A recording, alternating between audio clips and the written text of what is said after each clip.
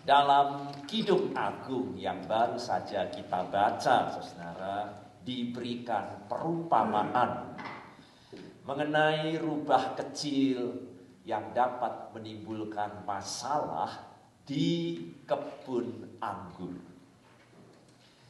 Meskipun hanya rubah kecil, namun kalau tidak kita waspadai dan kita tidak berjaga-jaga atasnya, dalam perumpamaan ini, kalau tidak segera kita tangkap atau paling tidak kita usir, maka kebun anggur itu akan dapat rusak dan bahkan memusnahkan masa panennya.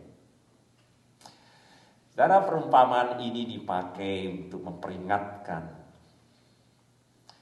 agar kita juga waspada dan kita berjaga-jaga ya, dalam membangun cinta kasih. Kidung Agung berbicara mengenai cinta kasih yang sangat meluap-luap. Selalu ada rubah-rubah kecil di dalamnya yang kalau kita tidak waspadai, saat kita memelihara cinta kasih untuk menumbuhkan dan mengembangkan, tetapi yang terjadi justru kerusakan dan kehancuran, baik dalam kehidupan pernikahan, baik dalam kehidupan berumah tangga. Kawanan rubah, tadi Kidung Agung ini berbicara mengenai ada banyak hal-hal yang kalau kita tidak waspadai, kita tidak berjaga-jaga, mungkin hanya kebiasaan saudara mengucapkan kata-kata atau hal-hal yang mungkin kecil, tetapi kalau kita tidak menyadarinya, waspada dan berjaga-jaga, itu dapat merepotkan kehidupan pernikahan kita dan bahkan kemudian dapat mengancam dan membahayakan rumah tangga. Dan itu berbicara mengenai banyak hal, saudara. Baik itu relasi, baik itu hubungan, baik itu kesehatan, baik itu masalah ekonomi, dan banyak hal di dalamnya. Meskipun ada banyak hal yang nampak seperti hanya rubah kecil, sepele. Tetapi kalau tidak segera ditangani dengan baik, akan mendatangkan akibat yang sangat fatal. Nah, kita diingatkan bahwa sering kita terjatuh, terpeleset, bukan oleh karena kita menginjak setandan pisang. Kalau pisang itu setandan besarnya, kita tidak akan terpeleset oleh karenanya. Kita juga tidak tersandung oleh karena pohon pisang yang jatuh menghalangi. Kita terpeleset oleh karena hanya kulit pisang dan membuat kita jatuh dan dapat membawa akibat yang fatal. Maka Kidung Agung, saudara, mau mengajak kita untuk menyadari bersama bahwa ada banyak rubah kecil dalam kehidupan kita ini. Sedang mengintai, sedang menyerang kita, baik diri kita pribadi, baik keluarga, pernikahan kita. Kalau kita tidak waspada, segera kita akan lihat meskipun keluarga-keluarga Kristen yang rusak, yang hancur, dan bahkan perceraian pun bukan sedikit di tengah-tengah kita ini. Tetapi juga dalam gereja kita, kalau kita tidak waspada dengan hal-hal rubah-rubah kecil seperti itu, dapat merusak kehidupan persekutuan, kesaksian, dan pelayanan kita bersama.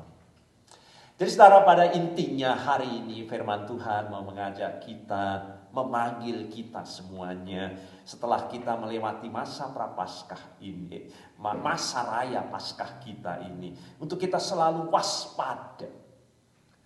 Memang kita semua telah menerima kasih karunia Tuhan yang berlimpah-limpah, karya Tuhan, kematiannya, kebangkitannya. Namun segera kita harus diingatkan, kita harus berjaga-jaga atas hidup atau jiwa kita ini. Berjaga-jaga atas jiwa kita ini. Sebagaimana saudara lihat setiap kendaraan bermotor ya, mungkin baik dengan bensin, gas maupun elektrik pun selalu diberi petunjuk mengenai bahan bakar ataupun suplai listrik di mobil kita, kan? Ya. Dan selalu ada kode dengan jarum yang pada intinya akan ada E, kan? Dan kita, untuk apa itu petunjuk seperti itu pada waktu kita menjalankan mobil kita? Dan terlebih pada waktu jarum itu menunjuk hampir mendekati E, saudara. Setiap pengguna kendaraan itu diminta untuk waspada, kan? Dan berjaga-jaga. Karena ada dampak kalau kita tidak berhati-hati, kita akan kehabisan baik suplai listrik maupun gas dan mengakibatkan mogok, ya, tidak dapat melaju. Masa raya Paskah kita merayakan memang Yesus juru selamat bagi kita, memberikan tubuh dan darahnya untuk keselamatan kita, menyucikan kita, memberikan jaminan keselamatan buat kita semua. Namun segera kita dapat lihat Tuhan memberi banyak peringatan. Meskipun Tuhan sudah sempurna melakukan karya penyelamatannya itu, tetapi sesungguhnya kita belum beroleh keselamatan itu sepenuhnya. Kita masih menantikan saat kesempurnaan keselamatan itu. Maka tidak heran Tuhan Yesus memberikan perumpamaan yang dinantikan 5 darah yang bijaksana, tetapi juga ada yang bodoh. Dalam menantikan saat kesempurnaan dan kita akan masuk bersama dengan mempelai itu dalam pesta di anak domba Allah di surgawi itu. Ternyata ada yang tidak berjaga-jaga dan waspada dan pelitanya padam. Dan pada waktu saatnya ternyata tidak dapat masuk dalam kemuliaan itu.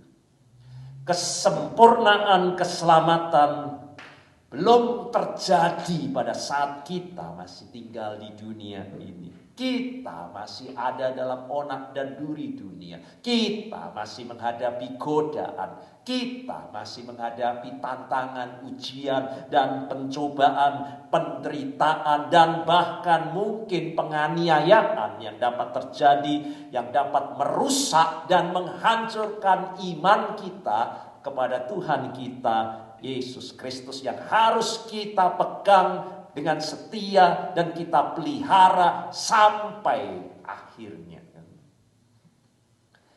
Dan itu sebabnya saudara, hari ini kita diingatkan kita masih meniti dan menjalani perjalanan dalam hidup dunia ini. Sadari godaan memenuhi kita. Tantangan, ujian, pencobaan memenuhi kehidupan kita ini. Waspadalah dan berjaga-jagalah terhadap segala godaan dan tantangan iman dalam kehidupan kita ini. Maka mari kita perhatikan apa yang sudah kita baca tadi. Yesus sungguh-sungguh bersabda, jagalah dirimu itu, yang telah ditebus dengan darah yang mahal dengan tubuhnya. Supaya hatimu ini selama kita masih di dunia ini, godaan dan sebagainya, jangan kamu syarat oleh kepentingan-kepentingan duniawi. Dan supaya hari Tuhan jangan tiba-tiba jatuh ke atas dirimu seperti suatu jerat. Berjaga-jagalah sambil berdoa. Supaya kamu beroleh kekuatan itu untuk luput dari semua yang akan terjadi. Dan supaya kamu tahan berdiri di hadapan Anak Manusia yang akan datang sebagai hakim buat dunia ini. Lebih lanjut, Yesus berkata, apa yang kukatakan kepada kamu, pada waktu itu kepada murid-muridnya, kukatakan kepada semua orang. Bukan hanya untuk murid-murid Tuhan. Semua jemaat Tuhan, saya dan juga saudara-saudara, berjaga-jagalah. Berjaga-jagalah. Markus 13 ayat 37. Maka saya mau ajak saudara untuk kita mengingat kembali. Ya, mari kita ingat kembali saat kita merayakan Paskah, kita merenungkan Yesus merayakan malam Paskah. Dan dalam merayakan malam Paskah bersama dengan murid-muridnya dalam perjamuan, Yesus berkata, kamu semua murid-muridnya itu yang akan menjadi rasul-rasul Tuhan, kamu semua akan tergoncang imanmu. Dikatakan terus terang kepada murid-murid, kamu semua ini akan tergoncang imanmu. Tapi apa yang terjadi? Itu peringatan supaya berjaga-jaga dan waspada. Kan? Tetapi Petrus dengan lantang berkata, aku sekali-kali tidak. Biar semuanya tergoncang, aku sekali-kali tidak. Perkataan Yesus yang mengingatkannya kembali bahwa kamu akan menyangkal aku 3 kali sebelum ayam berkokok.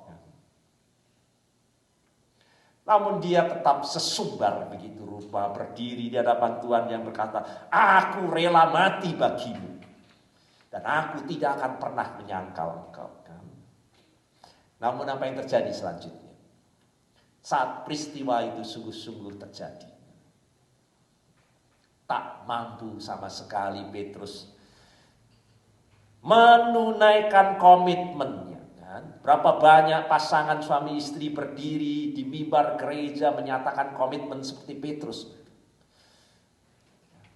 Berapa banyak komitmen orang diteguhkan dalam jabatan-jabatan gerejawi menyatakan komitmennya di hadapan Tuhan. Tapi berapa banyak kita menjumpai kenyataan mereka yang menyatakan komitmen-komitmen seperti itu di hadapan Tuhan, jatuh gugur seperti Petrus dan kenyataannya menyangkali sungguh Tuhannya 3 kali. Dan Petrus pun baru menyadari kesembronoannya itu. Sembrono itu tidak waspada, tidak berjaga-jaga. Kita sembrono dalam hidup kita ini. Semua itu oleh karena keangkuhan yang tidak mampu untuk merendahkan diri di hadapan Tuhan. Merasa sebagai yang kuat, sehingga tidak perlu waspada, sehingga tidak perlu untuk berjaga-jaga. Dan akhirnya kenyataan baru mengingatkan betapa rapuhnya kita ini. Maka seperti halnya Petrus, saudara, kita pun semua, saya dan saudara, sesungguhnya rapuh adanya. Itulah sebabnya muncul peringatan, waspadalah dan berjaga-jaga. Kita semua rentan untuk jatuh. Kita harus waspada, berjaga-jaga atas jiwa kita. Itu sebabnya saudara, kepala gereja itu dalam mendirikan gerejanya itu selalu kemudian memilih dan meneguhkan pemimpin-pemimpin dalam jemaat. Para penatua, pendeta, semua tergabung dalam kemajelisan dalam gereja. Coba saudara renungkan, untuk apa? Untuk apa mereka ini? Termasuk saya, termasuk. Sehingga kepala gereja ini meneguhkan penatua-penatua, pemimpin-pemimpin di dalam gereja. Apa fungsinya itu? Tak ada lain untuk hal ini. Kita baca dengan sangat jelas. Mereka dipanggil untuk berjaga-jaga atas jiwa umat Tuhan. Ya. Berjaga-jaga atas umat gembalaan Tuhan itu. Saya akan bacakan. Mengapa kita diminta untuk mentaati pemimpin-pemimpin yang diteguhkan oleh Tuhan itu? Taatilah pemimpin-pemimpinmu, ini bicara mengenai penatua, saudara. Dan tunduklah kepada mereka. Mengapa kita harus memperhatikan mereka, mentaati dan tunduk kepada mereka? Sebab mereka berjaga-jaga atas jiwamu. Ya, sekali lagi saya ulang, saudara. Sebab mereka berjaga-jaga atas jiwamu. Sebagai orang-orang yang harus bertanggung jawab dengan jiwa kita ini semua. Umat gembalaan Tuhan ini. Maka itu berarti, saudara, kita diingatkan bahaya terbesar yang selalu akan dapat mengancam kehidupan kita, gereja, jemaat Tuhan. Terlebih di akhir-akhir zaman ini, saudara, kita dapat kehilangan jiwa kita. Kenyataannya kita menjadi 5 darah yang bodoh dan sungguh pelita kita sudah padam. Dan kalau firman Tuhan bicara mengenai kehilangan jiwa, saudara, itu berarti bicara mengenai bahwa kita sudah kehilangan kontak dengan jati diri rohani kita ini. Kita hanya hidup dalam kuasa daging dan hanya dalam hal dunia. Kita sudah kehilangan panggilan hidup kita yang sesungguhnya. Yang sejati, saudara, sibuk dengan segala hal yang ada dalam dunia ini, dan saudara lupa untuk apa saudara hidup di dunia ini. Sudah dipanggil oleh Tuhan untuk apa dalam menjalani hidup ini. Kita, saudara, kehilangan jiwa. Oleh karena kita semakin jauh dari perutusan Tuhan, kita juga semakin jauh dari tugas-tugas rohani kita dalam kehidupan kita. Sebagaimana Tuhan memperingatkan, kita juga dapat masuk dalam kesesatan yang ada dalam dunia ini. Waspadalah supaya kamu jangan disesatkan oleh dunia ini. Saatnya sudah dekat. Jangan kamu mengikuti mereka, diseret oleh tipu daya dunia ini. Dan ada, tentu Tuhan sudah tunjukkan kepada kita berbagai cara kita untuk berjaga-jaga. Apa ya yang dimaksud Tuhan untuk supaya kita ini, apa yang harus kita lakukan dalam kita berjaga-jaga atas jiwa kita ini. Sehingga pemimpin-pemimpin gereja juga diingatkan untuk menjaga jiwa kita ini. Ini tantangan yang terserius. Bahwa Tuhan sudah memberi tubuh dan darahnya, tapi kita kehilangan jiwa kita ini. Yang paling jelas dapat kita lihat yang pertama, dengan kita dipanggil untuk berjaga-jaga itu berarti kita bertekun untuk selalu mencari petunjuk, seperti halnya kita kendaraan. Hati-hati, ada petunjuk. Waspada. Kalau sudah sampai ke dan tidak anggap bahwa mobil tidak punya peringatan. Berapa banyak saudara yang pernah mogok karena kehabisan bensin? Ya, saya pernah di calling, ya. Pak, saya ada di, tolong Pak, bawakan bensin. Saya bawakan bensin, saudara. Ya. Dan sungguh-sungguh mogok karena habis bensinnya. Saudara. Padahal ada peringatan tidak? Ada, saudara. Tapi diabaikan begitu, Pak. Untuk kita tidak mencari petunjuk dan kita tidak bercermin dari firman-Nya, yang selalu akan menunjukkan hal-hal yang baik yang harus kita lakukan, yang mendidik kita. Mendidik itu artinya akan membuat kita mengerti, memahami, dan memperlakukan kebenaran, bukan hal yang salah dalam kehidupan kita ini. Yang kedua, berjaga-jaga itu berarti karena firman Tuhan itu selalu mengingatkan kita. Kita yang salah ini untuk segera bertobat. Seluruh Alkitab itu, saudara, adalah bimbingan bagi kita untuk masuk dalam pengakuan dosa dan pertobatan. Dan untuk memperbaiki kehidupan kita dalam kehidupan yang baru. Seperti petunjuk bahan bakar itu, saudara. Kalau sudah hampir menunjuk ke tuh firman itu akan menjadi seperti pedang bermata dua, kan? Menusuk tajam jiwa kita, saudara. Memanggil kita untuk menguji diri kita. Dan yang paling tajam saat perjamuan kudus, mengapa kita harus melakukan sensura morum, pemeriksaan diri kita ini. Untuk mengenali dan untuk menyadari situasi keberadaan kita ini di hadapan Allah. Itulah berjaga-jaga. Itu waspada. Jangan sampai kita semua kedapatan seperti Simson.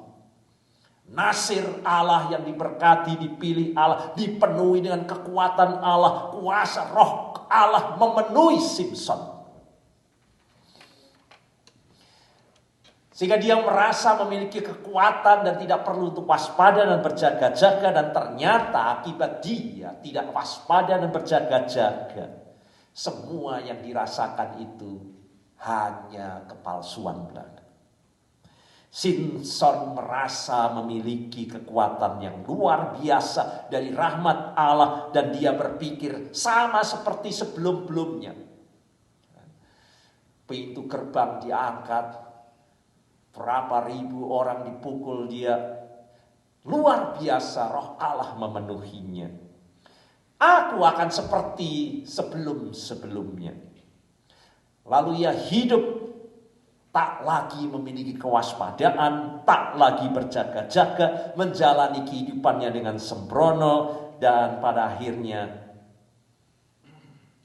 saya akan bacakan firman Tuhan. Lalu berserulah perempuan itu, penggoda itu, itulah kehidupan kita akan dipenuhi dengan Delilah seperti ini. Orang Filistin menyekap engkau, Simson. Dan Simson yang tertidur, terjaga dari tidurnya. Apa yang dikatakan Simson? Apa yang dikatakan Simson setelah rambutnya sudah dicukur? Seperti yang sudah-sudah. Aku akan bebas. Dan aku akan meronta dari segala ikatan rantai ini. Dan aku akan lepas. Dan apa yang terjadi? Firman Tuhan kata, tetapi tidak diketahuinya. Garis bawah itu, saudara.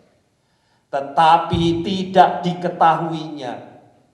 Akibat dia tidak waspada dan berjaga-jaga. Bahwa Tuhan telah meninggalkan dia. Tuhan sudah meninggalkan dia. Hakim-Hakim 16 ayat 20. Dan kita melihat betapa ngerinya kematian Nasir Allah dari akhir kehidupan Simson. Kita dapat cepat sekali untuk melihat kesalahan orang lain. Kita juga sangat cepat untuk dan mudah untuk menghakimi orang lain.